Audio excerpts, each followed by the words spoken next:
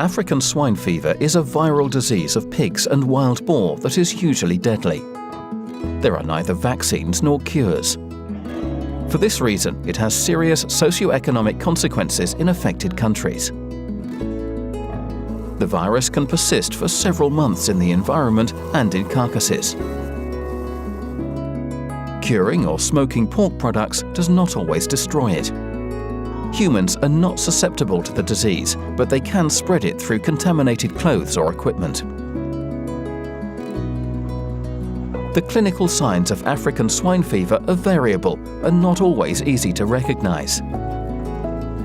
Typically, diseased animals will show some or all of the following symptoms: high fever, weakness and reluctance to stand, vomiting, diarrhea, sometimes bloody, red or blue-colored skin, particularly around the ears and snout, coughing and difficulty breathing, miscarriage, stillbirths and weak litters.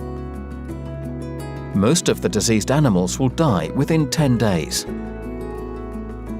Domestic pigs can be infected in a number of ways, including contact with contagious pigs purchased in affected areas, being fed with kitchen waste, contact with contaminated materials, for instance, from people wearing contaminated footwear or clothing.